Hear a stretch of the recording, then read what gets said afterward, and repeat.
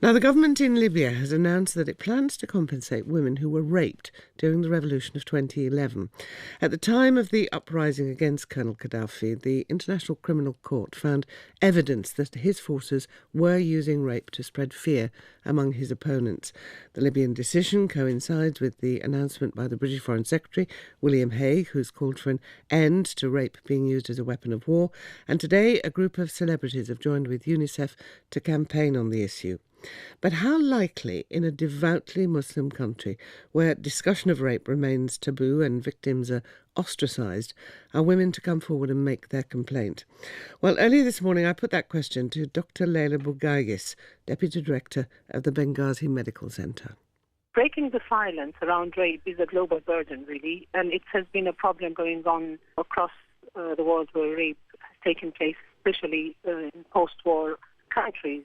In Libya specifically, we live in a society which is deeply rooted in old traditions and religious misconceptions, and this can hinder further our efforts to make women break the silence and come forward.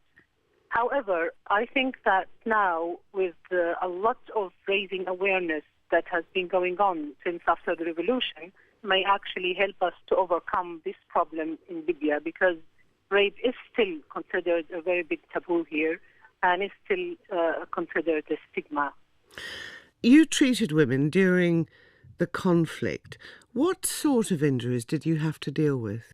We worked on violence generally, but specifically at that time, we visited a few places where conflict was going on, and the types of injuries were different. Some of them were emotional, child abuse, some of them were beaten up only, and very few women we found to be raped.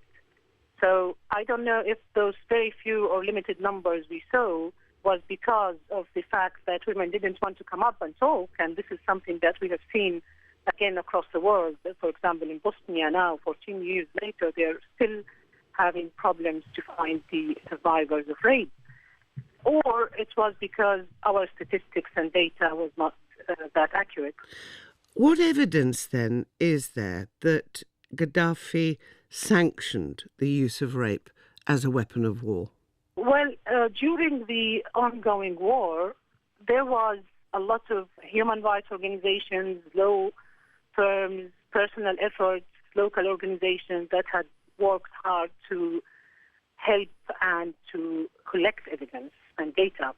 And much of that evidence was passed to the ICC. The International Criminal Court. Yes, the International Criminal Court has issued some statements that it had enough evidence to consider rape a systematic war weapon that has been used by Gaddafi and his allies.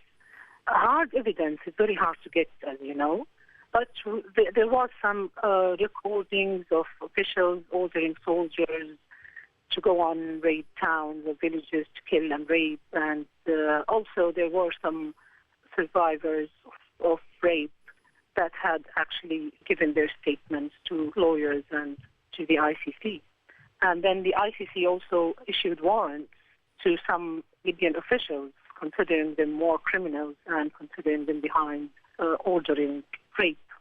And I think just the fact that we had a war, a vicious war, for almost a year, could be considered as evidence that rape was going on, because so far, I think across the world, most of the wars that we had seen, we have seen rape being used as a weapon of war to humiliate and shame the other side. Dr. Leila Bougaïs, so how significant is Libya's decision to acknowledge rape as a weapon of war and compensate the victims? Nabila Ramdani is a journalist who worked in Libya during the conflict. Nabila, how significant is this decision on the world stage, given the Foreign Secretary's speech, the letter today saying that a group of celebrities are joining to campaign on it? Well, it's a very significant proposal indeed, and I think one of the most important things about this proposal is that it offers a clear definition of what those who suffer sexual violence during times of conflicts really are. That is to say, war victims.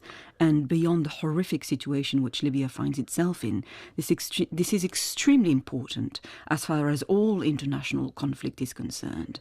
And it's certainly been very easy during wars throughout the centuries to portray rape victims as some kind of collateral damage.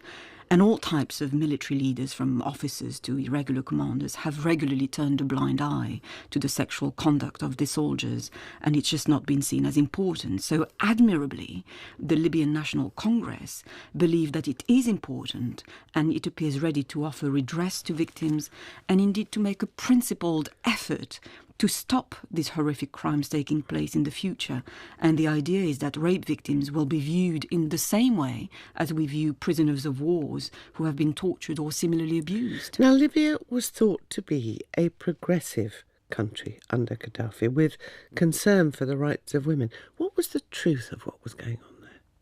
Well, one of the ironies of the Gaddafi regime is that it was actually doing quite a lot for women. It was not unusual to see women in very high positions, women professionals, judges, in all sorts of jobs, and including Gaddafi's own daughter, of course, who's a lawyer who has a doctorate from the Sorbonne in Paris. And in that sense, she was typical of Libyan women who had the highest rate of graduates in the entire region. Now, of course, a conflict has taken place, and as a consequence, the status of women has regressed in the country. And as Dr. Leila Bougaygis was saying, it's extremely hard for women who have suffered that kind of abuse to come forward and talk because of the cultural stigma that's associated But given with the culture that existed before, why did Gaddafi say, yeah, rape the women, that'll scare them? Well, I think it's inevitable. Unfortunately, sexual offences committed by men in times of war is a problem, as old as history, and it happens everywhere. And it will continue to happen as long as men start and indeed prosecute wars. And that's the fundamental origin, if you like, of that problem. And unless conflict is stopped, then there's no other way of dealing with that. But I think what is important to highlight about this groundbreaking legislation in Libya is that it will offer proper practical help. It really is more about offering help to the victims rather than bringing the perpetrators to justice. So it offers all sorts of help, from financial compensation to housing, medical care, and indeed training and employment opportunities for women to try to rebuild their lives. So how likely are the perpetrators of the rape to be prosecuted? Well, it is very difficult indeed. Of course, Libya at the moment is in a terrible situation with heavily armed and indeed unregulated gangs everywhere, with militias vying for power. And ironically, if there's one country in the world which probably isn't that best place to implement this kind of new legislation, then it would be Libya. Nabila Ramdani, thank you very much indeed for joining us this morning.